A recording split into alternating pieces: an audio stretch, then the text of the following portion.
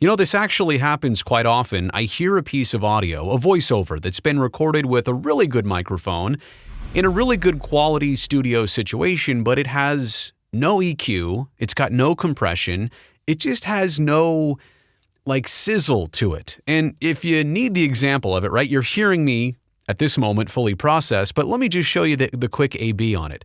Here's what it sounds like when I take off all the processing from this microphone through the Universal Audio Apollo Twin X, right? I mean, this is a clear difference as opposed to this fully processed audio. Now, I'm doing all of this in real time, but what if I told you you could take things you recorded, put them into Adobe Audition, and have them come out sounding so much better?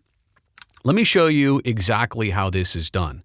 So we're first going to go into Audition, scratch that. I'm actually going to go here and turn off all of my vocal processing. So the U87 straight into the Apollo, no additional processing. That's the way it's going to be recorded here. I'm going to hit record. I'm going to read a little sample script. It's actually a description of this microphone, the U87, and then we'll get into processing it with stock plugins to make it sound better. Okay, here we go. The Neumann U87 AI is probably the best known and most frequently used studio microphone the world over. Its smooth and refined sound is as iconic as its elegant exterior design. The U87 AI is the standard microphone for speech and vocals. 3 polar patterns plus pad and low-cut options make it adaptable to a wide range of applications. Introduced in 1967, it has shaped the sound of countless hit records for the past 50 years. And when those hits were announced on the radio, many a DJ sat before a U87 AI. The legend continues to this day. No professional recording studio is complete without a Neumann U87 AI. Okay, let me hit stop on that. Let me, for the time being, bring back the processing here on my microphone. Okay, so now it's sounding how it normally does, but you'll hear this played back. The Neumann U87 AI is probably the best known and most frequently used studio microphone the world over. Not bad, right? And let me just double check here. Oh, let me turn off all of the processing. Okay. Its smooth and refined sound is as iconic as its elegant exterior design. So you heard me record it. Now you're hearing it, completely raw and untouched. So the first thing I'm going to do is put in some EQ. I'll bring up the Parametric Equalizer. Now, there is a little bit of debate, you might even say controversy on this. Do you EQ or compress the audio first in a voiceover? I'm not here to tell you one way is completely right or wrong, one or the other, but the way I do it and what I believe in is that you want to EQ the voice first because the compression is the end result. It's the magnifier. You're bringing all the lowest levels up and the highest levels down. You're really kind of gluing things together, but you're amplifying. At the end, you're amplifying. So why would you want to amplify everything versus doing all your cuts and your boosts and then amplifying the things that you like? Does that make sense? Okay, so we're going to EQ here before we hit the compressor. And here's kind of just a curve that I came up with. I'll play this in the background. I'll kind of mess with it. I've got a 60 hertz low cut here. I'm high cutting at 16,000 hertz. Let me see what else. There is a bit of a boost at about 96 hertz, just inside 100, 4.2 dB. I'm just kind of feeling these things out. A cut at 270. A cut at 775, a slight push at 4,500, another slight push all the way up here into the 7,700 range. Here's how it sounds with a little bit of EQ. The U87 AI is the standard microphone for speech and vocals.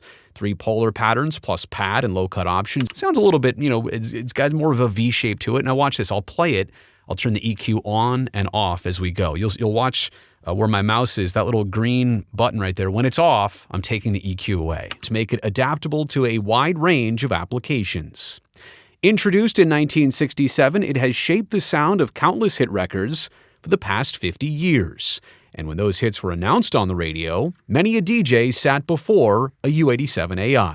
Okay, so quite honestly, and some might say I'm even over EQing this, you can go subtle. I think this is pronounced. I want you to hear a difference. I want you to hear a bit of a sizzle here. So I'm going to apply this EQ curve right there. Okay, it changes the waveform just a little bit. Here's how I initially recorded it, and here's how it looks and sounds with EQ on it. 3 polar patterns plus pad and low cut options make it adaptable to a wide range of applications. Okay, so that's the EQ. Now, we need compression. There are a couple little spikes here. I mean, you can tell that my voice didn't alter in volume that greatly throughout the course of just reading that script, but I want to kind of, tame the peaks here, and I want to bring up the lowest parts.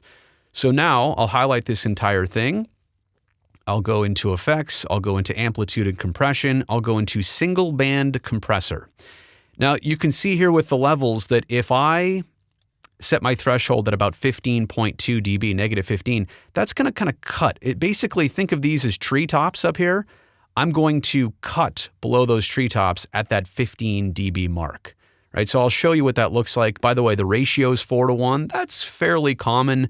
The higher the ratio, the really flatter it's going to get at the very top of those peaks. I like a quick attack and a quick release for me, for voice, and I don't want to add any output gain. I will add some output gain at the very end when it cuts off these peaks. Okay, so here's what it looks like if I cut 15. Okay, so now here's what it looked like before compression, and here's what it looks like after. Slight difference, right? Like it's significant, but it's not overdoing it. Overdoing it, let me give you an example of that. Overdoing it would be cranking this all the way down to, like, let's just do 24, right? So that versus that is a big difference. So I'm going to come back in here and you know what, I should have just let you hear how it sounds. Its smooth and refined sound is as iconic as its elegant exterior design. The U87AI is the standard microphone for speech and vocal. You can kind of hear it's like breathing in there and everything. So let's leave the EQ how it was. Let's go back here to amplitude and compression. Let's do our single band compressor. Let's take it back here to where we started. What did we say? About 15, pull it 15.1. That's fine. We'll cut it right in there. Okay, so now I'm just going to add that final bit of amplification, kind of the makeup gain, but manually here. I'll bring the levels up to where I think they're suitable, where they ought to be. And then I'm just going to play this. I'll let you hear the after and then the before. I'll kind of make it obvious here. You'll see me clicking on the original file, the recording, versus the final step here in the history. But I'll make it obvious of when you're hearing the after versus the before. So let's begin with the final product. The Neumann U87AI is probably the best known and most frequently used studio microphone the world over. Its smooth and refined sound is as iconic as its elegant exterior design. The U87AI is the standard microphone for speech and vocals. 3 polar patterns plus pad and low cut options make it adaptable to a wide range of applications. Introduced in 1967, it has shaped the sound of countless hit records for the past 50 years. And when those hits were announced on the radio, many a DJ sat before a U87AI. All right, so I just think it's quite obvious that anything you do can sound just a little bit better. Now, maybe I compressed an extra amount. Maybe I added a little bit more juice on the EQ. Maybe I really wanted this to sizzle. And maybe that's just how my ears like it best. Maybe that's my preference. I think in radio, they do it even more, but you can find the comfortable medium. I think that's what I'm trying to say here. If you're doing an audiobook, maybe you don't want that level of EQ or compression, but a little bit, right? Some of it. The amount of seasoning you put in your cooking is up to you, but just to know you can add this flavor to your audio recordings and you can really make your voiceovers, in my opinion, sound that much better. So hopefully all of this helped you out. Don't forget to subscribe to this channel, Home Studio Pro. Really appreciate that. And if this video provided you with some value, consider giving it a thumbs up. That would really help me greatly.